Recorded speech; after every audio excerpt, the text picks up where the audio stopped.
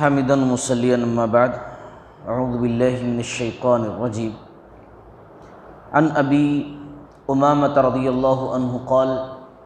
سمعت رسول اللہ صلی اللہ علیہ وسلم یقول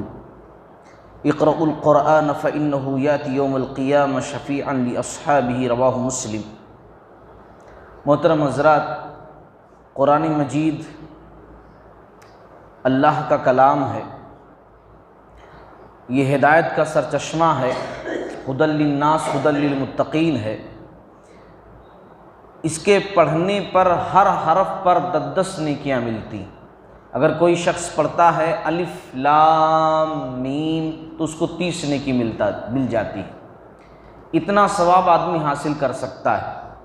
اور جو حدیث میں نے پڑھی ہے صحیح مسلم کی، اس حدیث کے اندر اللہ کے نبی صلی اللہ علیہ وسلم کو فرماتے ہوئے سنا حضرت ابو امامہ رضی اللہ تعالی عنہ نے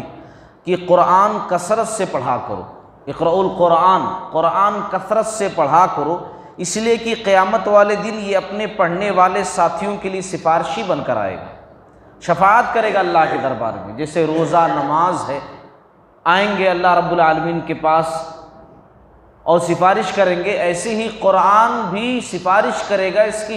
سفارش قبول کی جائے گی۔ اور خاص طور سے سورہ بقرہ، سورہ آل عمران الگ سے آئیں گے، کیونکہ یہ قرآن کی بڑی صورتیں ہیں۔ اللہ رب العالمین کے سامنے یہ کہیں گے کہ باری تعالیٰ یہ ہماری تلاوت کیا کرتا تھا، یہ پڑھا کرتا تھا، اسی لیے اسی چھوٹی موٹی غلطیوں کو معاف فرمائیے اور اس کو جنت میں داخل کر دیجیے، شفاعت قبول کی جائے گی۔ لیکن ہم لوگ قرآن سے کوسوں دور ہو گئے۔ بہت ہو گیا تو صرف جمعہ کے دن سورۃ الکہف کی تلاوت کر لی،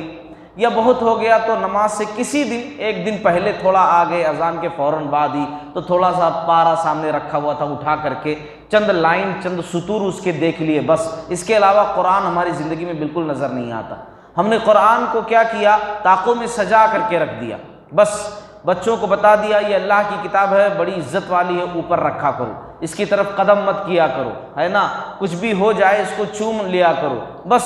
اس کو اتنی عزت دی۔ یا بہت ہو گیا تو جو ہے اگر تعویذ بنانے کی ضرورت پیش آئی تو ہم نے تعویذ بنا لی،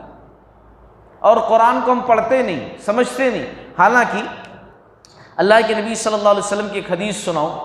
آپ صلی اللہ علیہ وسلم نے فرمایا جو شخص قرآن پڑھتا ہے اور وہ صحت کے ساتھ قرآن پڑھنے میں ماہر ہے، صحت کے ساتھ مطلب تجوید کے ساتھ قرآن پڑھتا ہے، اچھے سے قرآن پڑھتا ہے، تو وہ قیامت والے دن بزرگ نیکوکار فرشتوں کے ساتھ ہوگا، بڑے بڑے لوگوں کے ساتھ ہوگا قرآن پڑھنے کی وجہ سے، جو تجوید کے ساتھ اچھے طریقے سے قرآن پڑھتا ہے۔ اور جو قرآن اٹک اٹک کر پڑھتا ہے،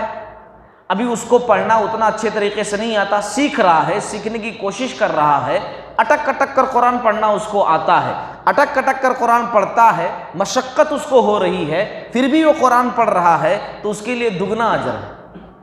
اس کے لیے ڈبل اجر ہے نا۔ جو قرآن پڑھنے کا ہر حرف پر 10 نیکی ہے نا، تو اس کے لیے ڈبل اجر ہے کہ جو اتنا اچھے سے پڑھنا نہیں جانتا لیکن پھر بھی قرآن چھوڑ نہیں رہا ہے، پڑھ رہا ہے، اٹک اٹک کر پڑھ رہا ہے، مگر پڑھ رہا ہے۔ اور کوئی تجوید کے ساتھ اچھے طریقے سے قرآن پڑھتا ہے، صحیح بخاری کی حدیث ہے، اللہ کے نبی صلی اللہ علیہ وسلم نے فرمایا اللہ کان لگا کر کے سنتا ہے۔ تو قرآن کو ہم لوگ چھوڑے نہیں، ورنہ قیامت والے دن جیسا کہ قرآن میں ذکر کیا گیا ہے، نبی کریم صلی اللہ علیہ وسلم خود کہیں گے کہ یہ بندہ ہے اللہ تعالیٰ جس نے قرآن کو چھوڑ رکھا تھا، یہ میرے قوم کے لوگ ہیں جنہوں نے قرآن کو چھوڑ رکھا تھا،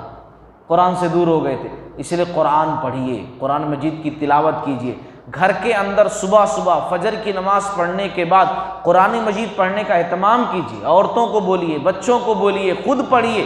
کم سے کم آدھا گھنٹہ ہے نا قرآن مجید کی تلاوت کیجیے، یا روزانہ آدھا پارہ قرآن مجید کی تلاوت کیجیے۔ اس گھر سے شیطان بھاگ جاتا ہے جہاں سورۃ البقرہ کی تلاوت کی جاتی ہے، قرآن جہاں پڑھا جاتا ہے، قرآن جیسی کتاب جہاں پڑھی جاتی ہے، مقدس کتاب، وہاں رحمتوں کا نزول ہوتا ہے، برکتوں کا نزول ہوتا ہے۔ تو گھروں کے اندر ان تمام چیزوں کا اہتمام کیجیے۔ اللہ تعالیٰ کہنے سننے سے زیادہ عمل کرنے کی توفیق عطا فرمائے۔